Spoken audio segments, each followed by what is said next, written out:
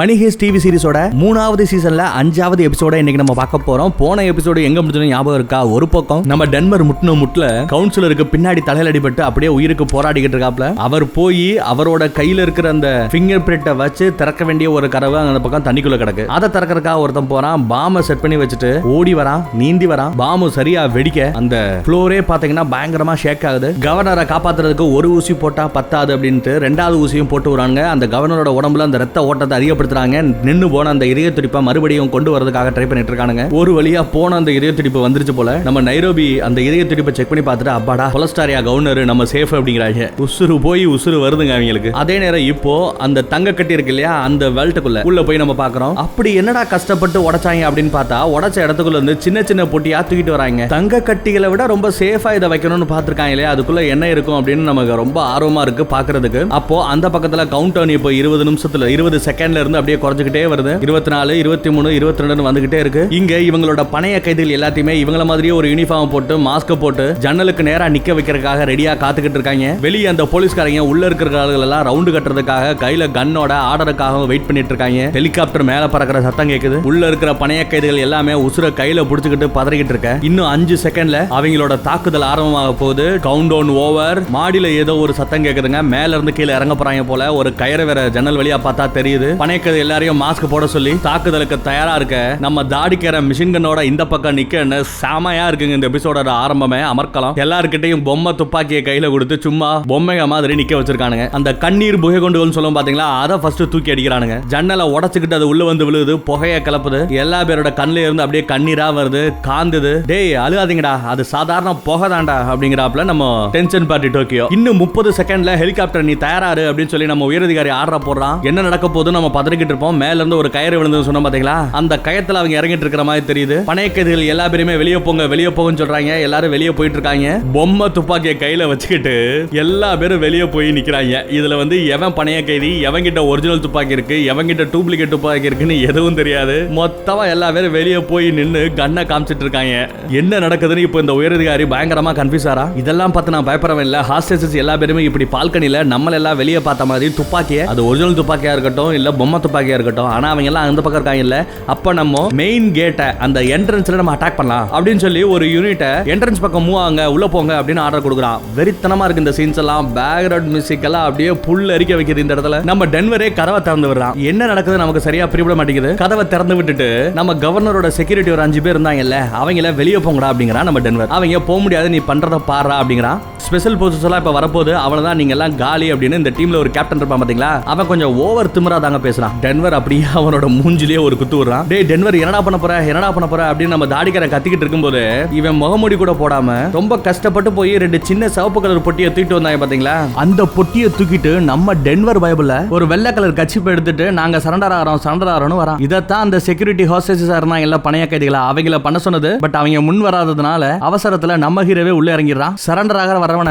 சுற்றுவா சார் கரெக்டா குறிவச்சு காத்துக்கிட்டு இருக்கேன் அப்படின்றான் ஒருத்தன். சுற்றுவாயிலோ இல்லையோ அப்படின்னு பாத்துக்கிட்டு இருந்தா இந்த உயரதிகாரி ஆல்ரெடி பயங்கரமா வெறி பிடிச்ச மாதிரி இருக்கா இல்லையா, கண்டிப்பா போட்டதுல தான் ஆர்டர் கொடுப்பான்னு பார்த்தா நம்ம டென்வர் கையில அந்த சிவப்பு கலர் பொட்டி இருக்கு பாத்தீங்களா, அதை பார்த்ததுமே தெரிச்சு போறாங்க. அவன் அதுக்குள்ள என்ன இருக்குன்னு தெரியல, ஆனா அவ்வளவு பயப்படுறான். அந்த கவர்மெண்டோட ஒத்துமொத்த சீக்ரெட்டுமே அதுக்குள்ளதான் கிடக்கான். அந்த சிஸ்டத்துல இருக்கிற எல்லா பிரச்சனை எவன் எவ்வளவு கரப்ஷன் பண்ணி வச்சிருக்கான், ஒவ்வொரு நாட்டுக்கூடயும் அவங்க சின்ன சின்ன சமரசங்கள் பண்ணி வச்சிருப்பாங்க, அது எல்லாமே அதுக்குள்ள இருக்கு. அந்த பெட்டியை தூக்கி போட்டதுமே அதை பார்த்ததுமே இவன் அட்டாக்க ஸ்டாப் பண்ணிட்டு எல்லா பேரும் வெளியே வாங்க, எல்லா பேரும் திரும்பி வாங்க அப்படின்னு நம்ம உயரதிகாரி ஆர்டர் போடுறாங்க. எதுக்குமே பயப்படாதவன் அவங்களால எப்படி அவ்வளவு சேஃபா இருக்கிற அந்த சேஃப் பாக்ஸ்க்குள்ள போய் அந்த தங்க கட்டிகளையும் தாண்டி பின்னாடி நம்ம 24 பாக்ஸ் வச்சிருக்கோம் அப்படிங்கிறது தெரிஞ்சு அதையே உடைச்சு எப்படி அவங்களால எடுக்க முடிஞ்சது, எப்படி அவங்களால முடிஞ்சது அப்படின்னு இந்த உயரதிகாரி பின்னாடி திரும்ப செம்ம சீனுங்க. ப்ரொஃபஸரும் சரி நம்ம ஹீரோயினும் சரி கிஸ் பண்ணிக்கிறாங்க. இப்பதான் இவ்வளவு நேரம் பதறிட்டு இருந்த பையன் சந்தோஷப்படுறானா பாத்துக்கங்களேன். சந்தோஷத்துல அப்படியே ஓடி போய் பீச் கரையோரமா நின்று கத்துறா, சாதிச்சிட்டோம் அப்படின்னு. இன்னும் பாதி கடல் தான் தாண்டி இருக்காங்க. பட் அதுக்குள்ளேயே ஓவரா சீன் போறானுங்களே, நல்லதுக்கா கெட்டதுக்கான இன்னும் ஒரு அரை மணி நேரத்துல தெரிஞ்சிடும் நினைக்கிறேன். அதே நேரம் அந்த பக்கத்துல ஒரு குட்டி பிளைட்டை காமிக்கிறாங்க. பிளைட்ல இருந்து நம்ம பிரெக்னன்ட் லேடி இறங்குறாங்க. அவளுக்கு அவ்வளவு சீனுங்க. கூடவே நம்ம சின்ன பையன் ரியோவையும் கூட்டு வந்திருக்கா, அவனும் இறங்குறான். இந்த பிரெக்னன்ட் லேடிக்கு போய் ஏன் இவ்வளவு பெரிய சீன் காமிக்கிறாங்கன்னு புரியல, பாப்போம். ஆனா அவ வர்றா பாத்தீங்களா, அவ வரதையும் பின்னாடியே நம்ம ரியோ வரதையும் அவனை செமையா அடிச்சிருப்பாங்க. அதனால அவன் நடக்க கூட முடியலங்க. அப்படியே படியில இருந்து கீழே விழுறான். அதையுமே யாரோ ஒரு ஆளு ரெக்கார்ட் பண்ணிட்டு இருக்கிற மாதிரி தெரியுது. இந்த பக்கம் நம்ம பசங்களை அவங்க ஒண்ணுமே பண்ண முடியல அப்படிங்கறதுனால அந்த கூட்டம் பயங்கரமா ஆரவாரம் பண்ணுது. நம்ம பசங்களுக்காக அவங்க குரல் கொடுக்கறானுங்க. அந்த பக்கம் உயரதிகாரிக்கு பிபியை நல்லா ஏத்தி விட்டாங்க போல. பிபி ஹெவி ஆயிடுச்சா இல்லையான்னு செக் பண்ணிட்டு இருக்கான். பிளட் பிரஷரை சாமையா ஏத்தி விட்டானுங்க போல. நாளாக பப்ளிக் கிட்ட இருந்து அவங்களுக்கு நல்ல சப்போர்ட் கிடைக்க ஆரம்பிச்சிருச்சு. இந்த கவர்மெண்ட்டும் சரி, இந்த போலீஸ்காரங்க, மிலிட்டரி, இவங்க மேல எல்லாம் கெட்ட பேர் வர ஆரம்பிச்சிட்டு இருக்கு. அப்படியே சின்னதா ஒரு பிளாஷ்பேக். எல்லாரும் சாப்பிட்டுட்டு இருக்கும்போது நம்ம மார்ட்டின் பேசிக்கிட்டு இருக்கான். அவன் பேசுற வச்சு நல்லா தெரியுது அவன் கே போல. அதனாலதான் என்னவோ இங்க இருக்கிற அந்த பொண்ணுங்களை எல்லாம் அவனுக்கு பிடிக்கவே மாட்டேங்குது. பொண்ணுங்க பெருசா பையங்க பெருசா அப்படின்னு அவங்க பேசிக்கிட்டு இருக்க, நீயா நானா போட்டி மாதிரி பயங்கரமா பேசிட்டு கடைசியா அவங்க எல்லாருமே அந்த பொண்ணுங்களை எல்லாம் பேசியே விரட்டி விட்டுறானா பாத்துக்கங்களேன். அப்படி அங்க சீன் கட் பண்ணா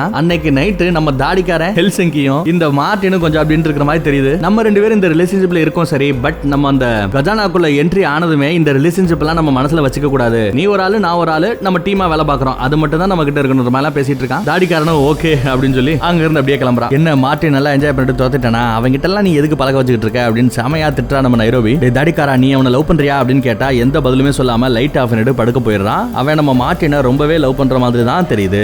அதே நேரம் அந்த பக்கம் நம்ம மயக்கமா கிடந்த அந்த கவர்னர் எந்திரிச்சிர நைரோபி கூப்பிட்டு அவனை உட்கார வச்சு கிளாஸ் எடுத்துக்கிட்டு இருக்கா. என்ன பண்றா அப்படின்னு பாத்தீங்கன்னா இவங்க என்ன பண்ணிட்டு இருக்காங்களோ அதெல்லாம் எக்ஸ்பிளைன் பண்ணிட்டு இருக்கா. நிறைய கோல்ட கொள்ளையடிச்சிட்டாங்க. பட் அதை எப்படி எடுத்துட்டு போறாங்க வெளியே அப்படின்னு பார்த்தா அந்த தங்க கட்டிகளை எல்லாத்தையும் உருக்கி அதை குட்டி குட்டியா சின்ன ரவுண்டா இப்ப நீங்க பாக்குறீங்க பாத்தீங்களா, இந்த மாதிரி மாத்தி வச்சிருக்காங்க. எதுக்கு பண்றாங்கன்னா நமக்கு ஒண்ணும் பிடிபடல. பாப்போம். இதெல்லாம் பார்த்து நம்ம கவர்னர் நீங்க ஓவரா பண்ணிட்டு இருக்கீங்க, இது எல்லாத்துக்குமே சேர்த்து வச்சு எவனாவது உங்களுக்கு பெருசா வப்பாம்பாரு ஆப்பு அப்படின்னு பேசுறான் நம்ம கவர்னர். அப்படியே அங்க சீனு கட்டு இந்த பக்கம் அந்த கிரௌட காமிக்கிறாங்க. நம்ம பசங்களுக்காக தான் பயங்கரமா போராடிக்கிட்டு இருக்காங்க, முழக்கமிட்டுக்கிட்டு இருக்கானுங்க. இங்க நம்ம டன்வர் அந்த சிவப்பு கலர் பாக்ஸை தூக்கி போட்டான் பாத்தீங்களா, அதை இந்த மீடியாவும் நோட் பண்ணாம இல்லங்க. அதை பார்த்ததுமே பயந்து போயிட்டாங்க. அதனாலதான் இந்த மிலிட்டரி பின்வாங்குச்சு. அந்த பாக்ஸுக்குள்ள என்ன இருக்கு, அதை ஏன் இந்த கவர்மெண்ட் மறைக்கணும், அது எல்லாத்தையுமே மக்கள் முன்னாடி அவங்க சொல்லியே ஆகணுங்கிற மாதிரி எல்லாம் மீடியால போட்டு செமையா பிரஷரை ஏத்திக்கிட்டு இருக்கேன். கவர்மெண்ட் முக்கியமான 2-3 பேரை இங்க அனுப்பிச்சிருக்கு. யாருன்னு நினைக்கிறீங்க? மினிஸ்ட்ரி ஆஃப் டிஃபென்ஸ்ங்க, பாதுகாப்புத்துறை அமைச்சரையே இங்க அனுப்பிச்சிருக்காங்கன்னா பாத்துக்கங்க பிரச்சனை எவ்வளவு பெருசா இருக்குன்னு. இந்த பெரும்புலிகள் எல்லாம் பேசிட்டு இருக்காங்க. உலக நாடுகள் கிட்ட இருந்து நம்ம மேல பிரஷர் அதிகமா இருக்கு, அந்த பாக்ஸ்குள்ள இருக்க மேட்டர் வெளியே போக கூடாது, நம்மளால இதை ஒழுங்கா பண்ண முடியுமா இல்லையானே உலக நாடுகள் பயப்படுறதாவும் சொல்றாங்க. வெறும் 7 பேர், வெறும் 7 திருடங்களை பார்த்து இந்த கவர்மெண்டே பயப்படுறதா கழுவி ஊத்துறாங்க அப்படின்னு வெளியுறவு அமைச்சர் அந்த டிபார்ட்மெண்ட்ல இருந்து ஒருத்தர் வந்திருக்கா போல. அவளும் சொல்ல நீங்க ஒழுங்கா உங்க வேலையை பாருங்க, வெளியே இருக்கிற அந்த பிரஷரை கம்மி பண்ணுங்க, அப்பதான் என்னால வேலை செய்ய முடியுங்கிறாங்க. பிரைம் மினிஸ்டர் என்ன சொல்லிருக்காருன்னா இங்க இருக்கிற அந்த கூட்டத்தை தண்ணியை வச்சு பீச்சி அடிச்சு அவங்க எல்லாத்தையும் விரட்ட சொல்லிருக்காரு போல. பட் அப்படி பண்ணா இன்னைக்கு இங்க 10,000 பேர் இருக்கானுங்களா, நாளைக்கு இப்படி விரட்டி விட்டா 20,000 பேர் வருவான், அடுத்த நாள் 40,000 பேர் வருவான், அதெல்லாம் பண்ண முடியாது அப்படின்னு நம்ம உயரதிகாரி பேசிட்டு இருக்காப்ல. அதே நேரம் அந்த பக்கம் இருக்கிற அந்த 24 பாக்ஸ்ல மிச்ச பாக்ஸ் இருக்கு இல்லையா, அது எல்லாத்தையுமே ஓபன் பண்ணி அதுல இருக்க அந்த டாக்குமெண்ட்ஸ் எல்லாத்தையுமே போட்டோஸ் எடுத்துக்கிட்டு இருக்கானுங்க. அப்புறம் கம்ப்யூட்டர்லயும் ஏதோ பண்ணிட்டு இருக்கானுங்க. அந்த கண்டென்ட் எல்லாம் எடுத்து போட்டோவா எடுத்து கம்ப்யூட்டர்ல ஏத்தி பாகிஸ்தான்ல இவங்க கிட்ட இருக்காங்க பாத்தீங்களா, அந்த ஹேக்கர்ஸ் டீம் அவங்களுக்கு அதை அனுப்பிச்சிடறானுங்க. அவங்க கிட்ட இந்த இன்ஃபர்மேஷன் எல்லாம் ரெடியா இருக்கு.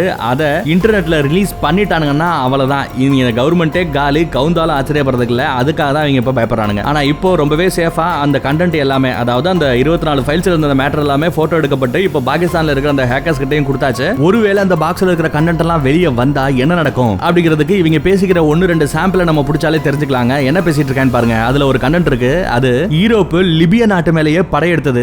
ஆனா பிரச்சனை என்னன்னு பாத்தீங்கன்னா பெருசா ஒண்ணும் இல்லைங்க, ஏதோ பிரைவேட் கம்பெனிகளுக்குள்ள பிரச்சனை, அதுக்காக அவங்க வாரே போயிருக்கானுங்க. அந்த மேட்டர்ல இருக்கு. மரோக்கோ நாட்டுக்கு கோடிக்கணக்கில் நம்ம பணம் கொடுத்திருக்கோம். எதுக்காக கொடுத்திருக்கோம்னா இவங்களுக்கு பிடிக்காத நாடுகள்ல இருந்து அகதிகளா வருவாங்க பாத்தீங்களா, அவங்க எல்லாத்தையுமே அந்த நாட்டுல ஏத்துக்க கூடாது, அவங்கள வெளியேற்றணும் சொல்லி பெரிய அளவுல பணம் கொடுத்திருக்கானுங்க. இப்படி பெரிய பெரிய ரகசியம் எல்லாம் அதுல இருக்கு. இதெல்லாம் வெளியே வந்தா டேமேஜ் நினைச்சு பார்க்க முடியாத ரேஞ்சுக்கு இருக்கும் அப்படிங்கிறாங்க. இன்னும் சொல்லவா எவ்வளவோ இருக்கு, நம்ம எவ்வளவு பெரிய ரிஸ்க்ல இருக்கணும் உங்களுக்கு தெரியலையா அப்படின்னு பேசுறாரு அவரு. இன்னும் உங்களுக்கு சொல்லவா, ஸ்பெயின் நாடு, யூரோப்பியன் யூனியன், நாட்டோ இவங்களோட சம்பந்தப்பட்ட நிறைய விஷயங்களும் இருக்கு. அதுவும் வெளியே வந்துச்சுன்னா எல்லா பேரையும் கழுவி ஊத்துவாங்க மத்த நாடுகள் எல்லாம். இப்ப அவங்களை எதிர்த்தா அது மாஸ் சூசைடு சொல்லுவோம் பாத்தீங்களா, நிறைய பேர் கொத்தா சூசைட் பண்ணி செத்துப்பாங்க பாத்தீங்களா, அதுக்கு சமம் அப்படின்னு சொல்லி இந்த கவர்மெண்ட்ல இருக்கிற நம்ம எல்லாம் சாக வேண்டியதா அப்படிங்கறத சொல்லாம சொல்றாப்ல நம்ம உயரதிகாரி. ஃபைல் எல்லாம் வெளியே போச்சுன்னா இந்த நாட்டை ஆண்டுகிட்டு இருக்கிற பிரசிடென்டே சரி கோர்ட்டுக்கு முன்னாடி நின்னு கை கட்டி வாய் பொத்தி பதில் சொல்ல வேண்டியிருக்கும். அதுதான் உங்களுக்கு வேணுமா அப்படின்னு கேக்குறாங்க. யூரோப்போட பிரதம மந்திரியே ஜெயிலுக்கு போக வேண்டியிருக்கும். அதுதான் உங்களுக்கு வேணுமா அப்படின்னு கேக்குறான். பிரச்சனை பெரிய லெவல்ல இருக்கும் போலங்க.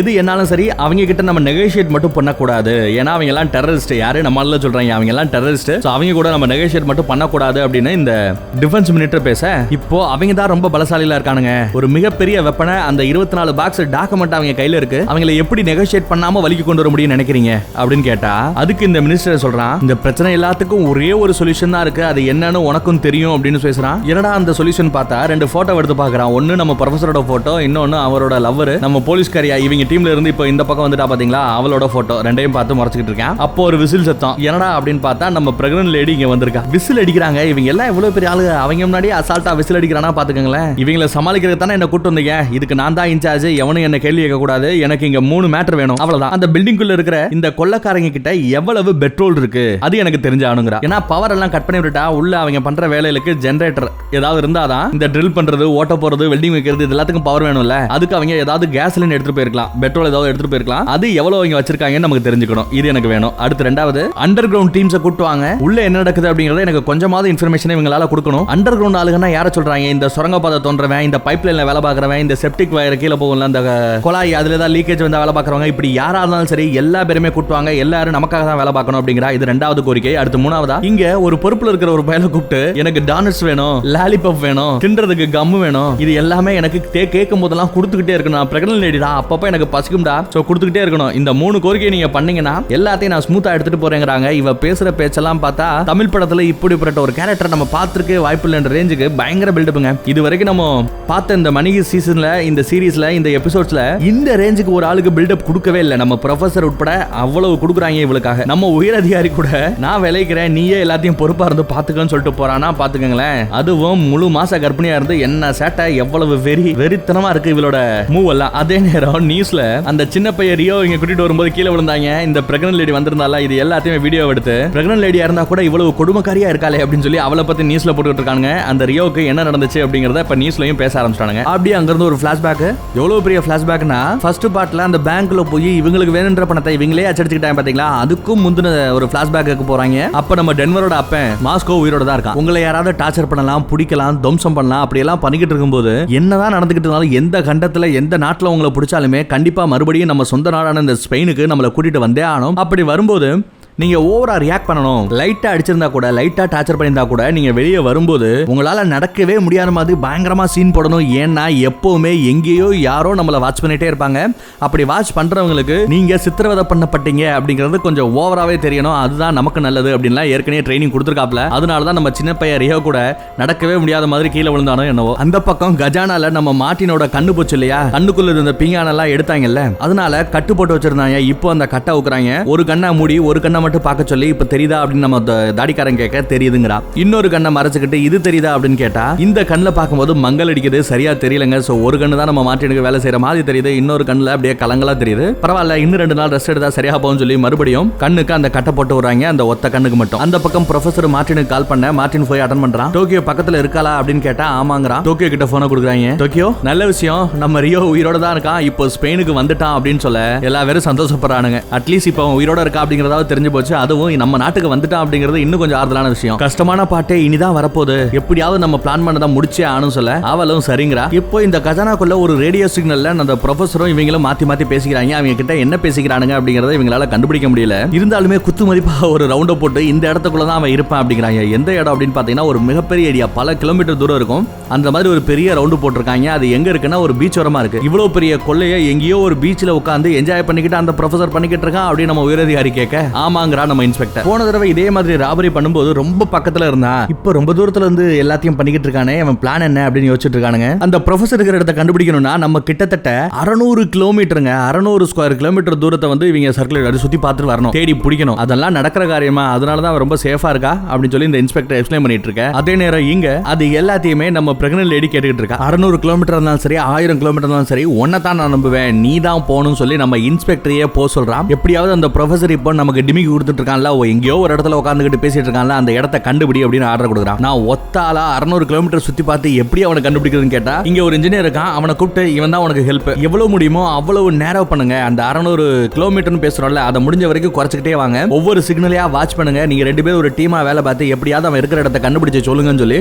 நம்ம இன்ஸ்பெக்டரா அங்க இருந்து அனுப்புறான். அதே நேரம் இங்க ஒரு போன் கால் வருது. யாரு? நம்ம ப்ரொஃபசர் தான் பேசுறாரு இவங்க கிட்ட. ஆனா இந்த தடவை போன் அட்டெண்ட் பண்றது யாருன்னா நம்ம பிரெக்னன்ட் லேடிங்க. முதல் தடவை ப்ரொஃபசர் இந்த பிரெக்னன்ட் லேடி கூட பேசிட்டு இருக்காங்க. அநியாயத்துக்கு பேசுறா. இப்போ அவங்க பேசிட்டு இருக்காங்கல்ல, இந்த ஸ்பீச்சையே அவர் கண்ட்ரோல் பண்ற மாதிரி தெரியுதுங்க. அப்படி பேசிட்டு இருக்கும்போது கூடவே அவன் பொண்டாட்டி எப்படி இருக்கா அப்படின்னு சொல்லி அப்படி இப்படின்னு பேசி அந்த போலீஸ்காரியை உரண்டு இருக்கிறா. பக்கத்துல அவ கேட்டுட்டு தானே இருப்பா நம்ம பேசுற மேட்டர்லாம். அவளையும் என்கிட்ட ஒரு தடவை பேச சொல்லல அப்படின்னு சொல்ல ப்ரொஃபசர் வேணாம் சொன்னாலுமே அவ கேட்காம போன் அட்டெண்ட் பண்ணி பேசுறா. இவங்க பேசும்போது தான் தெரியுது இவங்க 2 பேருமே ஒரே ஸ்கூல்ல ஒன்னா படிச்சவங்க போல, காலேஜ் கூட ஒன்னா படிச்சிருக்கானுங்க. ஆனா எதிரெதிரா பயங்கரமா ஒண்ணுக்குமே செட் ஆகாத கேஸுங்க. நீ காலேஜ்ல ஒரு பையன் கூட சும்மா அப்படி இப்படின்னு இருந்தல, அதெல்லாம் வீடியோ எடுத்து போட்டே, அதெல்லாம் உன் புருஷனுக்கு தெரியாதா அப்படின்னு சொல்லி செமையா செம்மையா ஏத்தி விடுறா. ஆக்சுவலா இவங்க ரெண்டு பேருக்கும் கல்யாணமே ஆகல, இருந்தாலுமே இவங்க ரெண்டு பேரும் ஒன்னா சேர்த்து வச்சே பேசுறது, சம்பந்தமே இல்லாம காலேஜ்ல நடந்த மேட்டர், அது உண்மையோ பொய்யான்னு கூட தெரியாது, அதெல்லாம் போட்டு விட்டு பார்த்தா இதை ஈஸியா நம்ம போலீஸ்காரர் கெஸ் பண்ணிடுறா. என்ன எங்க ரெண்டு பேரும் சண்டை போடணும்னு பாக்குறியா, எங்களை பிரிக்கணும்னு பாக்குறியா, அதெல்லாம் உன்னோட போலீஸ்கார வேலையெல்லாம் எனக்கிட்ட ஆகாது அப்படின்னு நம்ம ஹீரோயின் சூப்பரா பதில் பேசினா கூட, இல்ல உங்களை பிரிக்கிறதுக்காக நான் இது வரைக்கும் எதுவுமே பண்ணல, இன்ஃபேக்ட் பாம் பண்ணணும்னா இப்ப நான் போடுறேன் பாருடி பாம்பு அப்படின்னு. இவ்வளவு நாள் நீ எங்க போன என்ன ஆச்சுன்னு எங்களுக்கு தெரியாது, பட் இப்போ நீ என்கிட்ட பேசுறத வச்சு தெளிவா தெரிஞ்சு போச்சு, நீ இந்த டெரரிஸ்டோட குரூப்ல ஒருத்தி அப்படிங்கறனால இப்போ நீ இன்டர்நேஷனல் டெரரிஸ்டா அனௌன்ஸ் செய்யப்பட்டாச்சு. சோ ஒரு டெரரிஸ்ட் அப்படிங்கிறதுக்காக கொஞ்சம் எக்ஸ்ட்ரீம் லெவல்ல இவங்க ஃபோர்ஸை பயன்படுத்தலாம். அப்படி நாங்க பயன்படுத்தி ஆல்ரெடி உன் பொண்ணு உங்க அம்மா அவங்க இருந்த இடத்த போய் கண்டுபிடிச்சு அவங்கள நாங்க தூக்கிட்டோம். இப்போ உன் ஃபேமிலி எங்க கையில, அவங்க வேணும்னா உன் ஆளு அந்த ப்ரொஃபஸரை நீ போட்டு கொடு, ப்ரொஃபஸரை கொடுத்துட்டு உன் ஃபேமிலியை மீட்டுட்டு போ அப்படின்னு அசால்ட்டா பெரிய பாம்பை தூக்கி போடுறா. இதை இவங்க கணக்குலயே இல்ல, இவங்க பிளான்லயே இல்ல, செத்தாண்டா சேகர் அப்படிங்கிற மாதிரி இந்த ப்ரொஃபஸரும் சரி நம்ம ஹீரோயினும் சரி அடுத்து என்ன செய்யணும் தெரியாம முழிக்கிறாங்க, பதறானுங்க. இவங்களை அவங்க ரெண்டு பேரையுமே அந்த கவர்மெண்ட் ஆளுக எப்படி வேணாலும் டார்ச்சர் பண்ணுவாங்கன்னு நமக்கு தெரியுது. டென்ஷன் ஆகாத, அவ சும்மா சொல்றா நம்ம ஃபேமிலி இருந்த இடம் அவங்களுக்கு தெரியாது அப்படின்னு நம்ம ப்ரொஃபசர் சொன்னா கூட இவ டென்ஷனை குறைச்ச மாதிரியே தெரியலங்க, பயங்கர டென்ஷன் ஆறா. நம்ம ரெண்டு பேரையுமே அவ முட்டாளாக்கிட்டு இருக்கா. அவ மேட்டரை மட்டும் சொல்லிட்டு டப்புன்னு காலை கட் பண்ணிட்டா. நமக்கு தான் அந்த கான்வர்சேஷன்ல கண்ட்ரோல் இல்லாம போயிடுச்சு. அவ பெரிய ஆளுன்னு காமிச்சிட்டா, நீ தோத்து போயிட்டேன்னு ஏதோ பைத்தியம் முடிச்ச மாதிரி கத்துறா அந்த போலீஸ்காரி, எக்ஸ் போலீஸ்காரி. என்ன விட்டுட்டு அவ ஏன் ஒன்ன டார்கெட் பண்ணான்னு தெரியுமா? ஏன்னா அவளுக்கு தெரியும் நீ தான் என்னோட வீக்கஸ்ட் பாயிண்ட் நீ தான் தெரியும், அதனால தான் உன்னை வச்சு இப்ப என்கிட்ட அவ ப்ளே பண்ணிட்டு இருக்கான்னு சொன்னதுமே நம்ம ஹீரோயின் கொஞ்சம் ஓவராவே கோவப்படுறா. நான் வீக்கா? அவ முறைக்கிற பார்வையே சரியில்லைங்க. இதுக்கப்புறம் கதை எப்படி போகும்னு தெரியல. கோவமா அந்த வண்டியை விட்டு கீழே இறங்கி போறா. இப்போ அந்த கஜானாக்குள்ள என்ன நடக்குதுன்னு பாப்போம். நம்ம கவர்னரோட செக்யூரிட்டி 4-5 பேர் இருந்தாங்கல்ல, அந்த டீம் லீடர் நம்ம பொண்ணுங்களை கொஞ்சம் ஓவரா உரண்டு இருக்கிறான். அதே நேரம் நம்ம மார்ட்டின் வரா, அந்த செக்யூரிட்டி டீம் பக்கத்துல வரா. கண்ணு தெரியாது, அரைகுறையா தான் தெரியுது, இருந்தாலும் சமாளிச்சு பக்கத்துல போறா. என் கண்ணுல அடிபட்டதுனால உன்னை சரியா என்னால பார்க்க முடியல, ஆனா என் மூக்கு இப்ப நல்லா வேலை செய்யுது, உன் வேர்வையை சுவாசிக்கிறேன், ஒரு ரத்தத்தை சுவாசிக்கிறேன் அப்படின்னு பயங்கரமா சீன் போட்டுட்டு எங்களை நீ மதிக்க மாட்டே அப்படிங்கிறது நல்லா தெரியுது. உங்களுக்கா திருட்டுப்பல்ல, உங்களுக்கு என்னடா மரியாதை அப்படின்னு இவன் பேச, அதோட நிக்காம டேய் ஒத்தக்கண்ணா அது இதுன்னு இவனை கிழிச்சு இவன் ஃபேமிலியை கிழிச்சு எல்லாரையும் தப்பா பேச, கையில இருக்கிற அந்த கம்பியை வச்சு, கம்பியா கட்டையான்னு தெரியல, வச்சு அடின்னு அடிக்கிறான். சரியா கண்ணு தெரியாததுனால எங்க குறி வைக்கிறான் எங்க அடிக்கிறான்னு தெரியல. தலையில எல்லாம் நல்லா அடி வாங்குது. சார் நீங்க ஓவரா டென்ஷன் ஆயிட்டீங்க, இதுக்கு மேல கோபப்படாங்க சார்னு புடிச்சு தரன்னு பின்னாடி இழுத்துட்டு போறாங்க. உனக்கு என்ன பைத்தியம் பிடிச்சிருச்சா? எல்லார்கிட்டயும் ரொம்ப கூலா பயங்கரமா பிஹேவ் பண்ணுவ, இப்போ என்னாச்சு உன்னையே டென்ஷன் ஏத்திட்டாங்களா அப்படின்னு நம்ம நைரோபி கேட்க, நீ என்னதை தான் அங்க ப்ரூவ் பண்ண பார்த்த, ஓ மூவ் தான் என்ன டென்ஷன் ஆயிட்ட, உண்மையை ஒத்துக்கோ அப்படின்னு பேசிக்கிட்டு இருக்கும்போது இன்னும் பயங்கரமா டென்ஷன் ஆறான். இவன் பேசுறதெல்லாம் பார்த்து இப்பேற்பட்ட ஒரு சைக்கோவை போய் இன்சார்ஜா போட்டுட்டான் பாரு நம்ம ப்ரொஃபசர் அப்படின்னு தாடிக்காரனே சொல்றானா பாத்துக்கங்களேன். செங்கோல் என்கிட்ட இருக்கு, நான் தான் இன்சார்ஜ், நான் தான் மண்ணே, நான் சொல்றதான் கேட்கணும்னு இன்னும் சைக்கோத்தனமாவே பேசிட்டு இருக்கான். அந்த ப்ரொஃபசர் எங்கேயோ இருந்து கமெண்ட் கொடுத்துட்டு இருந்தானா அவன் பெரியாளா அப்படின்னு சொல்லி அவனையே திட்ட ஆரம்பிக்கிறான். ரொம்ப கோவப்பட்டு அவன் ஓவரா ரியாக்ட் பண்றத கொஞ்ச நேரம் கழிச்சு அவனே புரிஞ்சுக்கிறான். டென்ஷனை குறைச்சுக்கிட்டான். நான் ஏன் டென்ஷன் ஆகணும் தெரியணும் அவ்வளவுதானே, நான் ஏன் இவ்வளவு ஓவரா ரியாக்ட் பண்ணணும் தெரியும் அவ்வளவுதானே. என் டீம்ல இருக்கிற யாராவது ஒரு ஆளை எவனாவது இன்சல்ட் பண்ணானா அவன் வாயை கிழிச்சிருவேன், உனக்காக தாண்டி நான் அவ்வளவு பண்ணேன் அப்படிங்கிறான். நீ எப்படிலாம் பண்ண வேண்டிய அவசியம் இல்ல, என்ன எப்படி காப்பாத்துக்கணும் எனக்கு தெரியும். கை காலு கட்டப்பட்ட நிலைமையில அவன் வாய் மட்டும் தான் வேலை செய்யும், அவனுக்கு நீ இவ்வளவு ரியாக்ட் பண்ணணும்னு அவசியம் இல்ல. இதே மாதிரி இன்னொரு தடவை பண்ணேன்னா போன ராபரியில நான் என்ன பண்ணணும் உனக்கு தெரியாத, இன்சார்ஜ்ல இருந்து அவன் வாயிலேயே அடிச்சு நான் இன்சார்ஜா கொஞ்ச நாள் வேலை பார்த்தேன் தெரியுமா, அந்த மாதிரி பண்ணிடுவேன்னு சொல்ல, நீ ரொம்ப ஓவரா பேசுற, இவளோட கை காலு எல்லாத்தையும் கட்டி போடுங்களான்னு ஆர்டர் கொடுக்குறான் நம்ம மாட்டின்னு. அந்த ஆர்டரை சுத்தி இருக்கிற யாருமே எக்ஸிக்யூட் பண்றதுக்கு யோசிக்கிறானுங்க. பட் நம்ம தாடிக்காரன் வேற வழி இல்ல, அவன் தான் இன்சார்ஜ், அவன் சொல்றதை செஞ்சாகணும் அப்படின்னு சொல்லி நம்ம நைரோபியை அரெஸ்ட் பண்ண போறான். நீ என்ன இந்த தாடிக்காரன் பொண்டாட்டியா, ரொம்ப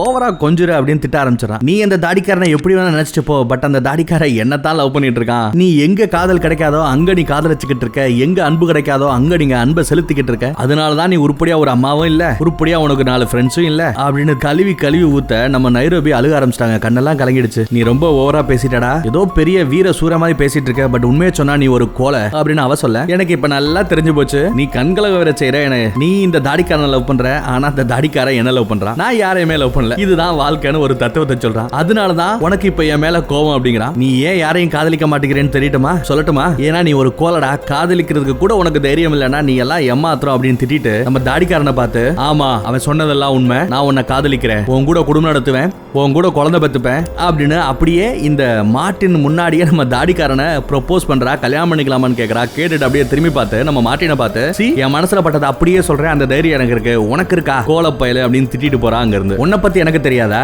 மறந்துட்டியா? பெர்லினும் நீயும் கிட்டத்தட்ட 10 வருஷம் ஒன்னா இருந்தீங்க, குடும்பம் நடத்தீங்க. பட் உன் காதல அவங்கிட்ட நீ சொல்லவே இல்ல. அவனுக்கு கும்பிடு போட்ட, அவனை நீ கடவுளா நினைச்ச. ஆனா நீ காதலிச்சதை அவங்கிட்ட சொல்றதுக்கான அந்த தைரியம் இல்லாததுனால இப்போ அந்த சான்ஸே போச்சு. நம்ம பெர்லின் செத்து போயிட்டான். அவ்வளவுதான், போன சான்ஸ் உனக்கு திரும்ப வராது. அதனாலதான் இப்போ உன் மனசு கல் மனசாயி போச்சு, வெறும் நட பணமாயிட்ட நீ அப்படின்னு ஒரு ஃபைனல் ஸ்பீச்சை கொடுத்துட்டு அங்க இருந்து நம்ம நைரோபி டார்லிங் கிளம்பி போறாங்க. எதுக்கு எடுத்தாலும் வல வலன்னு பேசுற நம்ம மார்ட்டின் இப்ப எதுவுமே பேச முடியாம கண் கலங்கி நிக்கிறான். கண்ணு வேற செவந்திருக்கிறதுனால அப்படியே செவப்பா, கண்ணீருக்கு பதிலா ரத்த லைட்டா ஒழுகுதுங்க. இதோட இந்த எபிசோட் முடியுது. கொஞ்சம் சென்டிமெண்டா இந்த எபிசோட எடுத்துட்டு போயிட்டாங்க. இன்னும் 3 எபிசோடு தான் இந்த சீசன் முடியறதுக்கு. இன்னும் பரபரப்புக்கு பஞ்சமே இல்லாம இருக்கும். பார்த்துக்கிட்டே இருங்க. தேங்க்யூ.